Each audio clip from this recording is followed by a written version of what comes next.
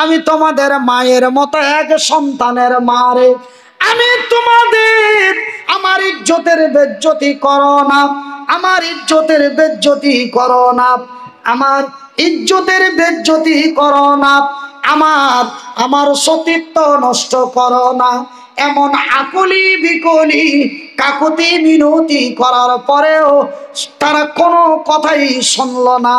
এইবার সুমাইয়ার পরনে যা কাপড় ছিল এক এক করে সমস্ত কাপড়গুলি খুলে তাকে পূর্ণ উলঙ্গ করে দিল। একবার জোরে বলি নাউজুবিল্লাহ। আমার ভাইয়ের, আমার বন্ধুরা, যখন সুমাইয়ার পরনের কাপড় খুলে তাকে পূর্ণ উলঙ্গ করে দিল, সুমাইয়া তার হাত দুটি এমন করে তার হাতের মুজো দিয়ে তার লজ্জা স্থানটা ঢাকলো। লজ্জা স্থানটা ঢেকে তাদের কাছে আকুলি বিকলি করে বলে, রে আল্লাহর দুশ্মনেরা, রে নবীর শত্রুরা, রে আল্লাহর দুশ্মনেরা, রে নবীর শত্রুরা, রে আল্লাহর দুশ্মনেরা, রে নবীর শত্রুরা, আমার সতীত্ব নষ্ট করো না, আমার ইজ্জতের বেজ্জতি করো না।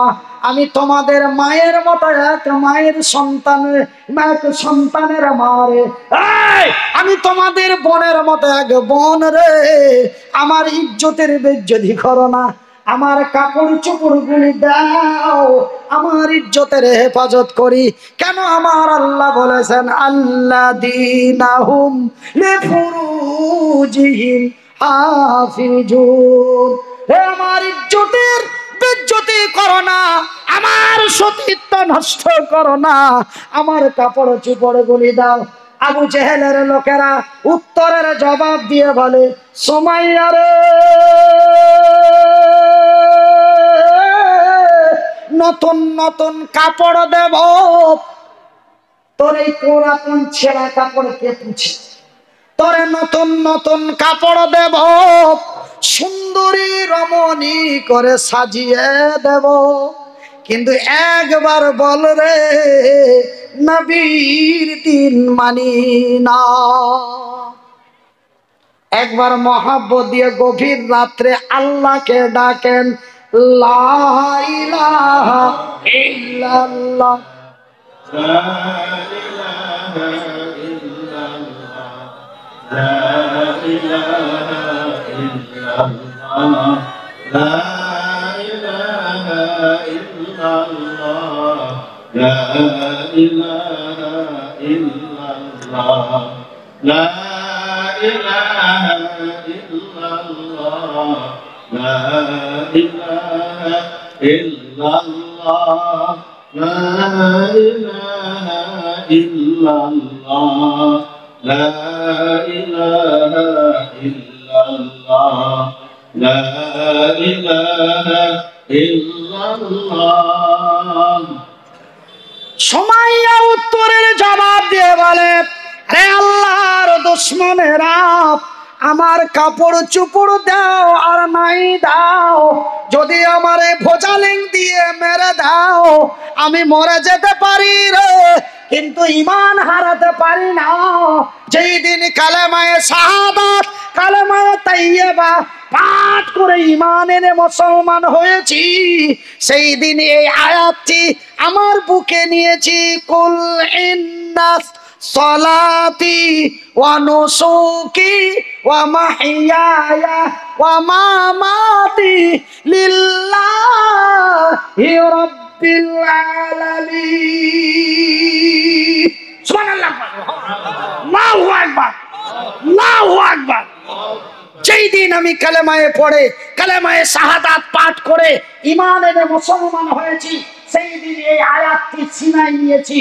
আমার রক্ত, আমার মাংস, আমার বেঁচে থাকা, আমার মরে যাওয়া, আমার সততা, আমার সমস্ত আমার আল্লাহর জন্য মেরে দে, কিন্তু ঈমান হারাতে পারি না। কাপড় দিস না, দরকার নেই, মেরে দে। এমন উত্তরের জবাব যখন দিয়ে দিল, এমন উত্তরের জবাব যখন দিয়ে দিল, এইবার আবু জেহেলের লোকেরা এমন একটি লহর বল্লম নিয়ে এলো। ওই লহর বল্লমটাকে উত্তপ্ত জ্বলন্ত আগুনে জ্বালাতে লাগলো। জ্বালাতে জ্বালাতে শুধু বল্লম নয় রে, উঁচু মোটা তাজা জোয়ান দুটি উট নিয়ে আসলো। একটা উট সুমাইয়ার বাম পায়ে বাঁধলো, আর একটি ডান পায়ে উটটি বাঁধলো। দুই হাতে দুই পায়ে দুটি উটকে বেঁধে দিল। উট দুটি তাড়িয়ে দেবে, উট দুটি তাড়িয়ে দেবে এই বলে উট দুটিকে একটা ডান পায়ে বাঁধলো, একটি বাম পায়ে বাঁধলো। এই হলো তার শাস্তি, এই হলো তার শেষ আখেরি শাস্তি। ভাইজান, আমার আব্বা জানেরা, আমার সোনা চানেরা, আমার শিক্ষিত বুদ্ধিজীবীগণ, এইবার সুমাইয়াকে ওই গরম বল্লম খানা আগুনের ভিতর থেকে বার করে এবার বলে, সুমাইয়া বল। বলে, না রে না, প্রাণ দিতে পারি কিন্তু নবীর দিন ছেড়ে দিতে পারি না। ভাইজান, জলপাইগুড়ি কোচবিহার আলিপুর দুয়ারে এমন এক বয়স্ক ব্যক্তিকে কয়েকজন হিন্দু ছেলেরা ঘেরলো, আর পাটাপাট কয়েক চাপ্পলের বাড়ি দিল। দাঁড়িয়ে জোর করে দুটি লাথি দিল, বলল, জয় শ্রীরাম। লোকটি মারের ভয়ে, জীবনের ভয়ে জয় শ্রীরাম বলে দিল। ভিডিওটি এখনো ভাইরাল হয়ে আছে। আমার বন্ধুরা, তার আমরা আজকে এমনই বেঈমান, বেঁচে থাকার জন্য, মজা নেওয়ার জন্য আমরা যেই দিকে জল পড়ে সেই দিকে ছাতাটা ধরে নিই। কথা ঠিক কিনা বলো? কিন্তু সুমাইয়াকে ওই গরম বল্লম দিয়ে মারতে আরম্ভ করল। বাজানে রে, এত মার মারে সুমাইয়াকে, মারতে মারতে মারতে সুমাইয়া শুধু ছটফট করে আল্লাহকে বলে, আল্লাহ ধৈর্য দাও, আল্লাহ সবুর দাও, আল্লাহ ধৈর্য দাও, আমার ধৈর্যের বাঁধ ভেঙো না। আমি সহ্য না করতে পেরে যদি তাদের পায়ে পা দিয়ে দিই, আমি জাহান্নামী হয়ে যাব। আল্লাহ, ইন্নাল্লাহা মা'আস সাবিরিন, নিশ্চয় আল্লাহ তুমি সবুরকারী ধৈর্যধারীকে ভালোবাসো। ওগো মাওলা, তুমি আমারে ধৈর্য দাও। ওগো আল্লাহ, তুমি আমারে সহ্য দাও। ওই বল্লম দিয়ে সুমাইয়াকে পেটাতে পেটাতে পেটাতে পেটাতে শেষ পর্যন্ত সুমাইয়া যখন ফিরে না গেল, ওই গরম বল্লম খানা সুমাইয়ার লজ্জা স্থানে দিয়ে দিল। সুমাইয়া সহ্য করতে পারল না, দুই দিক থেকে উট দুটোকে পিটিয়ে দিল। উট দুটি দুই দিকে দড়িয়ে গেল। সুমাইয়া ছিলে দুটো টুকরো হয়ে আল্লাহর জমিনে রক্তাক্ত হয়ে গেল। ভাইজান, সুমাইয়া আল্লাহর জমিনে নাই, সুমাইয়া আল্লাহর জমিন থেকে বিদায় নিল। বলুন, ইন্না লিল্লাহি ওয়া ইন্না ইলাইহি রাজিউন। ভাইজান বন্ধুরে, এদের বলে শহদা, এদের বলে শহীদ, এদের বলে শহদা, এদের বলে শহীদ। এই শহীদুদ্দিন, তুমি পার্টির জন্য মদ খেয়ে মাতলামি করতে যে অন্য দলের লোক তোরে মেরে দিয়েছে, তুই শহীদ নসবে, তুই মদখোর। তুই শহীদ নস। শহীদ হলো সুমাইয়া, শহীদ হলো হানজালা, শহীদ হলো আব্দুল্লাহ, শহীদ হলো আবু উবাইদা। তুই তো নাপাক রে, তুই কেমন করে শহীদ হতে পারিস? কেন আমি মনিরউদ্দিন রাত্রিবেলায় বিবির সাথে মধুর মিলন করি, যখন আমার বীর্যপাত হয়ে যায় আমি অপবিত্র হয়ে যাই, আমার কোন দোয়া কালাম আমি অপবিত্র, আমি নোংরা, আমি অপবিত্র, আমি নোংরা, আমি অতক্ষণ পর্যন্ত অপবিত্র যতক্ষণ পর্যন্ত সুন্দর একটি উজু দিয়ে গোসল করে না নি। আমি মনিরউদ্দিন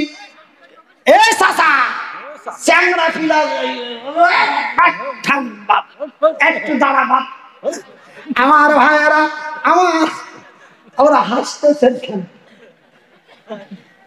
হাসবেন না আমার ভাইয়েরা, আমার পর্দা নাসিন মায়েরা, শুনে যান রাতের বেলা আমি মনিরউদ্দিন বলি খালা, কান খুলে শুনে নিন। তবে আমি মনিরউদ্দিন একটা সুন্দর উজু দিয়ে গোসল করলেই আমি পবিত্র হয়ে যাই। কথা ঠিক কিনা বলুন? এটা নবীর সুন্নাত মোতাবেক আমি পবিত্র, আমি নামাজ পড়তে পারি, আমি আল্লাহর জিকির আজকার কোরআন তেলাওয়াত করতে পারি। কিন্তু বাজানো রে, আমি যতক্ষণ পর্যন্ত সুন্দর একটি উজু দিয়ে গোসল করে না দিই ততক্ষণ পর্যন্ত আমি পবিত্র হতে পারি না। তবে কথাটা বলার উদ্দেশ্য, কথাটা বলার কারণ হলো আমি মনিরউদ্দিন, আমি মিলনের পরে গোসল, মিলনের পরে অপবিত্র হয়ে যায়, গোসলের পরে আমি পবিত্র হয়ে যাই। কিন্তু বাজানের কোন আল্লাহর বান্দা, কোন আল্লাহর বান্দি, কোন আল্লাহর বান্দা, কোন আল্লাহর বান্দি ওই চায়ের কাপের এক কাপ তো দূরের কথা, আপনারা ঠিকই বলেন না, মুখি বলেন না, মুটকি বলেন, ছিপি, মুঠি, মুটকি, ঠিপি, ঢাকনা, ঢাকনা। তবে ভাই জান বন্ধু আমার, ঢাকনাটা লাগিয়ে দেওয়া হলো ওই মদের ওই বোতলের ঢাকনার এক ছিপি, এক ঠিপি, এক ঢাকনা, এক এক চামচ, এক চামচ মদ যদি তোর মুখে চলে যায় তুমি অতদিন অপবিত্র। 1 মাস 10 দিন, যারে বলে 40 দিন, 40 দিন তুমি অপবিত্র। তোমার ইবাদত বান্দেগি, তাসবিহ তাহলিল, নামাজ রোজা কিছুই কবুল হবে না। তবে তুমি মদ খেয়ে পার্টির জন্য লড়াই করে শহীদ হলে তুই শহীদ নস রে, তুই জুতা খোর।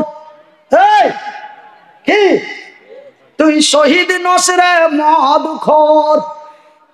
কেন একজনের পেট মেরে আর একজনের পেটে দিবি? তুই শহীদ নস রে। শহীদ হলো আব্দুল্লাহ, শহীদ হলো হযরতে উমর। যেই হযরতে উমর সেই মক্কার এক দেশের নেতা ছিল, তিনি বড় মন্ত্রী ছিলেন। আমি মনিরউদ্দিন মন্ত্রিত্ব নেতৃত্ব পাই, আমি যখন এমএলএ হই শুধু আমার বাড়িটাই দেখি, শুধু আমার বাড়িটাই দেখি। কিন্তু হযরতে উমর এমন এক নেতা ছিলেন গো, হযরতে উমর এমন এক দায়িত্বশীল ছিলেন গো, সারাদিনে নেতৃত্ব চলার পরে সন্ধ্যা যখন লেগে গেল, সন্ধ্যা যখন লেগে গেল হযরতে উমর বাড়িতে পিঠ, বিছানায় পিঠ দিতে পারে না। সন্ধ্যা লেগে গেছে, ইশারের নামাজ পড়ে, মাগরিবের নামাজ পড়ে গ্রামে বেরিয়ে গেছে। কে খেয়ে ঘুমালো, কে না খেয়ে ঘুমালো। কার বাড়িতে জল নাই, কার বাড়িতে চাল নাই, কার বাড়িতে বল নাই, বল মানে লাইট, আলো। কে কোথায়? ওদের আওয়াজ কত আবার বেশি, মাইকের ইঞ্জিন ফেল করছে। এ খালা মাথা গরম হয়েছে। আমার ভাইয়েরা, আমার আব্বা জানেরা, আমার সোনা চানেরা, আমার শিক্ষিত বুদ্ধিজীবীগণ, এইবার হযরতে উমর বাড়ি থেকে বেরিয়ে যেতেন। সন্ধ্যা লাগলো, কে কি খেলো, কে না খেয়ে ঘুমালো, কার বাড়িতে কোন সমস্যা, কে কোন মুসিবতে, এই বলে হযরতে উমর বাড়ি থেকে বেরিয়ে যেতেন। ঠিক একদিন এইভাবেই বেরিয়ে গেলেন, গ্রামের ভিতর ভিতরে যেতে যেতে যেতে যেতে গ্রামের মিডিল পয়েন্টে একটা বাড়ি থেকে আওয়াজ বেরিয়ে আসে,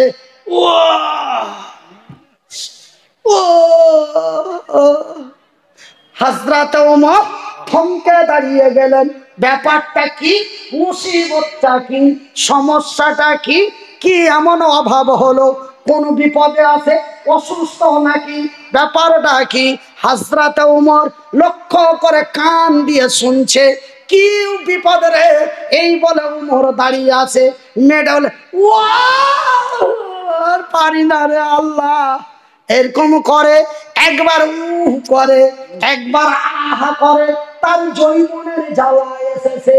একবার এই কর্দায় একবার ওই কর দেয়, একবার এই পাশি ধরে, একবার এই পাশি ধরে, একবার বালিশ ধরে চেপে বসে, বলে আল্লাহ আর সইতে পারি না, আল্লাহ আর সহ্য হয় না।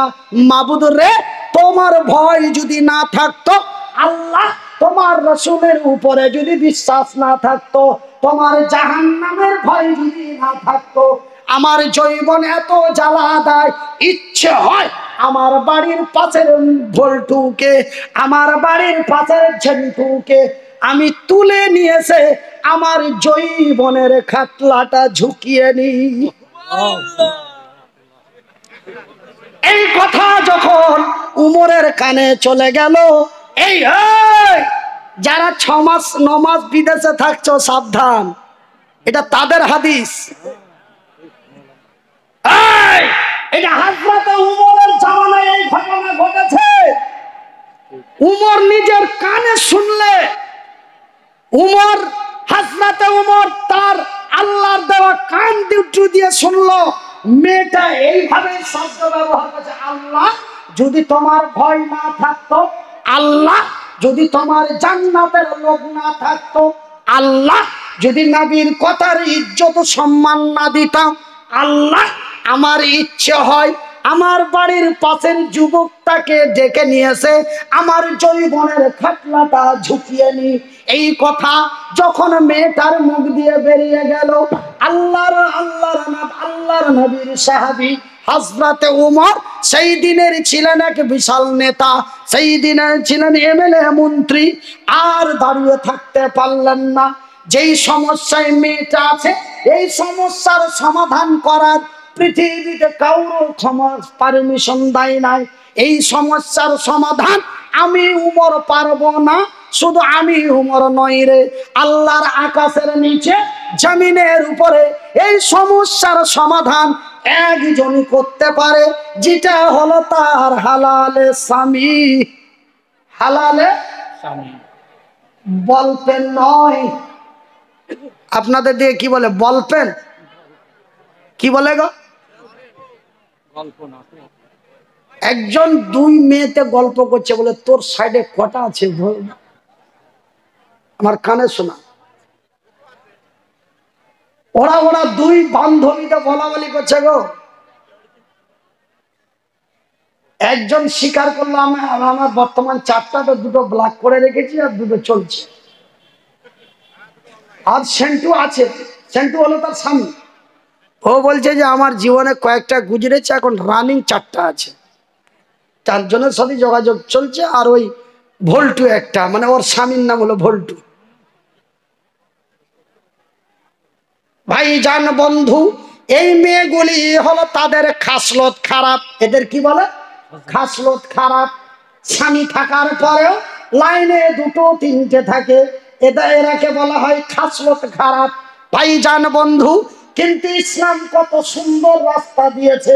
হযরতে উমর যখন এই শব্দ পড়লেন, সঙ্গে সঙ্গে 1 মিনিট লেট করলেন না, দৌড় দিয়ে চলে গেলেন বাড়ি। কোথায় গেল? হযরতে উমর বাড়ি যে তার বিবির কাছে গেলেন না, তার বড় বেটি ফাতিমা, নবীর বেটিরও নাম ছিল ফাতেমা, হযরতে উমরের বেটিরও নাম ছিল ফাতেমা। হযরতে উমরের বড় মেয়ে ফাতিমা, ফাতিমার কাছে যে বলে, মা বলতো, মা বলতো, বেটি বলতো, একজন বিবাহিতা মহিলা, একজন বিবাহিতা নারী একজন স্বামী ছাড়া কতদিন সহ্য করতে পারে? তার বিবিকে বললেন না। কেন? বিবি আমাকে মিথ্যে কথা বলতে পারে, আমাকে সফরে যেতে না দেওয়ার জন্য আমার বিবি আমাকে মিথ্যে কথা বলতে পারে, তবে আমার মেয়ে আমাকে মিথ্যে কথা বলতে, এটা তার একটা বিশ্বাস ছিল। এই জন্য তিনি শরম করলেন না, তিনি মনে কিছু নিলেন না, মেয়ে মনে করলেন না। কেন? অজানাকে জানতে গেলে বাবা মা ছেলে বলে দরকার নাই, যেখানে জানা যায় সেখান থেকেই সংগ্রহ করতে হয়। সেই মেয়ে, সেই হযরতে ওমর মেয়ের কাছে ফাতিমাকে যে বলে, রে আমার মা, রে আমার মেয়ে, বলতো মা, বলতো বেটি রে, একজন বিবাহিতা মহিলা, একজন বিবাহিতা নারী তার স্বামীকে ছেড়ে কতদিন সহ্য করতে পারে? ফাতিমা উত্তরের জবাব দিয়ে বলেন, ওগো আব্বাজান, ওগো দেশের মন্ত্রী, ওগো দেশের রাজা, ওগো দেশের মন্ত্রী, ওগো দেশের রাজা, ওগো আমার আব্বাজান, ওগো হক বিচারের মালিক। হযরত ওমর হক বিচার করতেন, ও জাতিগত নিজের দল বল কিচ্ছু ভাবতেন না। যদি এরকম থাকতো এরকমই করে দিত, যেটা যার শাস্তি তাকে সঠিকটাই দিয়ে দিত। হক বিচার, নেক বিচার করনে ওয়ালা একজন নবীর সাহাবী ছিলেন, নাম তার হযরত ওমর। রাসূল বলছেন, আমার পরে যদি কেউ নবী হতো, আমার পরে যদি কেউ নবুয়ত দায়িত্ব পেত, তবে আমার আল্লাহ হযরত ওমরকে নবীর দায়িত্ব দিতেন। জোরে বলুন, আরো জোরে। হযরত ওমর 1 মিনিট লেট করলেন না, দৌড় দিয়ে চলে গেলেন ময়দানে। যখনই মেয়ে তার বলল, বাবা, একজন বিবাহিতা মহিলা একজন স্বামী ছাড়া 3 মাসের বেশি থাকতে পারে না। যখন 2.5 মাস আসে তখন সে অসহ্য হতে যায়। 3 মাস পারিয়ে গেলে যদি তার ইমানের দুর্বলতা থাকে, ও অন্যকে দিয়ে চাষবাস চালিয়ে দেয়। যদি ইমানের দুর্বলতা থাকে, তার প্রচন্ড কষ্ট হয়, সে সহ্য নিজেকে করতে পারে না, ধৈর্যের ভাত হারাতে থাকে। এই কথা যখন বেটির মুখে শুনল, হযরত ওমর 1 মিনিট লেট করলেন না, চলে গেলেন ময়দানে। যুদ্ধের ময়দানে যে ঘোষণা করে, সেনাপতি, কমান্ডারেরা, আল্লাহর সৈনিকেরা, নবীর সাহাবীরা, যাদের 3 মাস হয়ে গেছে, যাদের 3 মাস পেরিয়ে গেছে, তোমরা 1 মিনিট লেট করিও না, তোমাদের জন্য যুদ্ধের চাইতে বাড়ি যাওয়া দায়িত্ব হয়ে গেছে। নারায়ে তাকবীর। তো যাই হোক ভাই, আমি আপনাদের কাছে বেয়াদবি ক্ষমা চাইছি এবং কমিটির কাছে আমার বিনীত অনুরোধ, ঘড়িতে 12টা বেজে 5 মিনিট, আমি দোয়া করব। মাত্র 9 মিনিট, 9 মিনিট আপনার আগে একটু দোয়া দিব। আমাকে উনি অন্তত 12:30 পর্যন্ত চালাতে বলেছিলেন, কাগজ হুজুরের কাছে দিয়ে গেছেন। 12টা 5 হয়ে গেছে, ঠিক 12টা 29 মিনিট আমার মুখ দিয়ে সালাম বেরিয়ে যাবে। কেন ভাই, গত রাত্রে আপনারা এখানকার কয়েকজন ব্যক্তি ওনারা 4 চাকা নিয়ে আমার কাছে গেছিলেন। সারা রাত বড় কষ্ট করে অপেক্ষার পর অপেক্ষা করে তেনারা আমাদের সঙ্গী করে নিয়েছে। গ্রামের লোকজন ভিড় করবে, কষ্ট হবে, তার জন্য ওনারা আমাকে গ্রামের মধ্যে নিয়ে আসেননি। মাশাআল্লাহ, এমনি মেহমানের মেজবানি করা এই সব মানুষগুলোকে আল্লাহ জান্নাত নসিব করুক। কেন, যেখানে আমি বর্ডার সীমান্তে জলসাতে ছিলাম, ওখানে দূরে দূরে বাড়ি, বিএসএফ এর চাপ, ও জায়গাটা আলাদা। ওখানকার লোককেও ভালো বলা যায়, ওরাও অত্যন্ত ভদ্র এবং মেহমানের খিদমত করে। কিছু কিছু জায়গা আছে বক্তাদেরকে ওই গরু ছাগলের মতো মনে করে, ভাড়া করা কিছু মানুষ মনে করে। কিন্তু আজকে আপনারা যেই ব্যবহার দেখিয়েছেন, গ্রামে হুজুরকে নিয়ে আসবো, সারাদিন হুজুর থাকবে, 9টার আগে উঠার টাইম নাই, মানুষ কত আসবে যাবে, হুড়াহুড়ি পেড়াপেড়ি করবে, লোকটার কষ্ট হবে। এই বলে তিনারা এক ভিআইপি রেস্টুরেন্টে আমাদেরকে একটা